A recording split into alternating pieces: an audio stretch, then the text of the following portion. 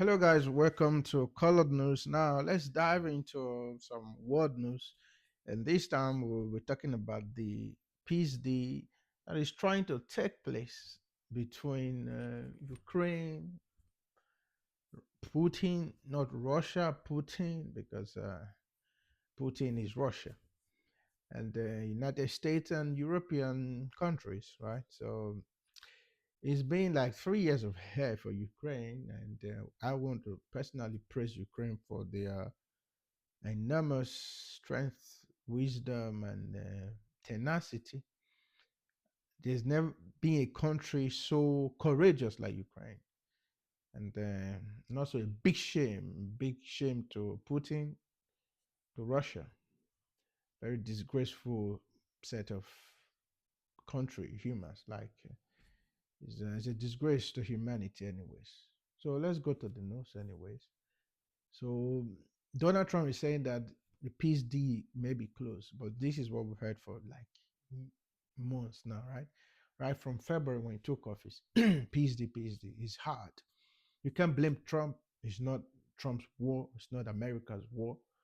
You can't blame Ukraine. It's not Ukraine's war. You can't blame the European Unions. It's complex for them also. But all blames go to Putin. He started this war. And you can win a war, you are stuck in it, but you don't want to stop because if you stop, you think you'll be considered a loser. You're already a loser. Putin is a loser. Yeah, he's going to be a loser.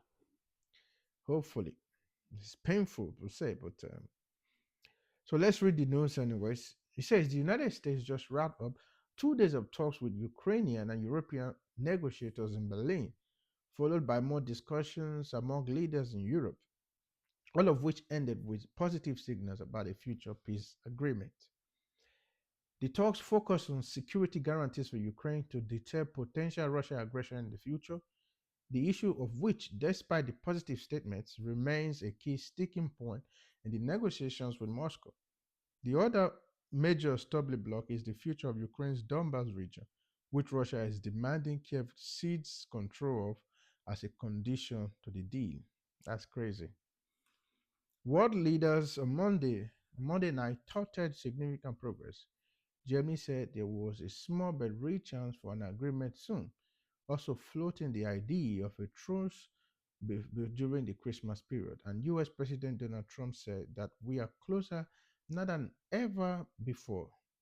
But where do these things actually stand? Now, let's read what happened at the talks in Berlin. Ukrainian President Volodymyr Zelensky and his chief negotiator Rustem Umerov met with Steve Witkoff, Trump's special envoy, and Jared Kushner, the U.S. leader's son-in-law, in the German capital. German Chancellor Friedrich Merz also joined the talks, in which the negotiators walked through the latest iterations of the US-backed peace plan. This does not mean that we now have a perfect plan, but it is a very workable version, Zelensky told reporters in Berlin.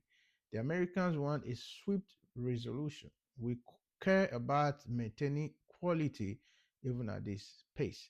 If speed and quality coincide, we are fully on board. Now, Zelensky said Tuesday that he worked with the US in great detail on documents that could stop the war and guarantee security during the peace talks. Every single detail matters because not a single detail must become a reward for Russia's aggression, he told the Dutch parliament in The Hague. There are now 5 separate documents under discussions within the proposed peace deal. They include legally binding security guarantees that would be voted on by the US Congress, as well as plans for further Ukraine's post war recovery. The leaders of the European Union, Denmark, Finland, France, Germany, Italy, the Netherlands, Norway, Poland, Sweden, and United Kingdom, gathered in Berlin for separate discussions, after which they committed to working together with the US to provide robust security guarantees and economic recovery support measures for Ukraine. The Kremlin said Tuesday that it had not yet seen the text of the latest proposal for the NATO style security guarantees for Ukraine. We want peace. We don't want a truce to give Ukraine a breathing space and prepare for the continuation of the war. We want to stop this war and achieve our goals, secure our interests, and guarantee peace in Europe for the future. Kremlin spokesperson Dmitry Peskov told reporters in response to a question about the viability of a Christmas truce. Now, what measures did European leaders outline? The commitments outlined in the European joint statement included number one, a European led multinational force Ukraine with troop contributions from allies within the coalition of the willing and supported by the US. That force will assist in securing Ukraine's skies and seas, including through operating inside Ukraine. Number two, a US led ceasefire monitoring mechanism, which would include international participation. Number three, significant support to Ukraine to build its armed forces, which should remain at the peacetime level of 800,000.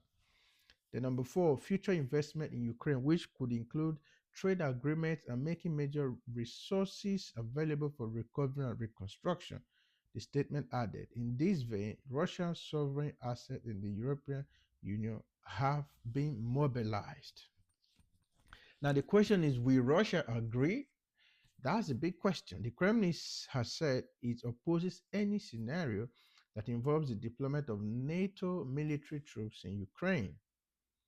The Russian government has previously gone as far as insisting that Ukraine enshrines in its constitution that it will not join NATO or have forces from the transatlantic military alliance stationed within its borders. In November, Moscow also demanded that Kiev face a cap on its armed forces. US officials claim that roughly 90% of the issues between Russia and Ukraine have been solved, describing the issue of territorial concession as a key sticking point. The US officials said their side offered thought provoking ideas on how to resolve that impasse, including the development of a free economic zone in parts of the Donbass. The US negotiating team has proposed that such a zone would be demilitarized area which Ukraine would withdraw from, but Russia forces would not enter. But it's unclear if Russia president would back down from these maximalist war aims and agree to whatever is planned. Ukraine has raised questions about who would manage that zone and who would ensure troop withdrawals are reciprocal. And so the Americans are trying to find a compromise. I want to stress once again, a free economic zone does not mean under the control of the Russian Federation. These are essential features for me in any format regarding Donbass, Zelensky said Monday, adding that Ukraine will not recognize a temporary occupied part of the eastern Donbass region as legal or de facto Russia. Never. So, US officials described the security guarantees as Article 5 like, referring to NATO treaty principle that can attack on that an attack on one member would be an attack on all. So the officials declined to go into specifics of what the US role would be. Okay, so before we leave the battlefield, we have to be absolutely sure what these security guarantees are, Zelensky said. So Zelensky, bro, do not give up on this. Never.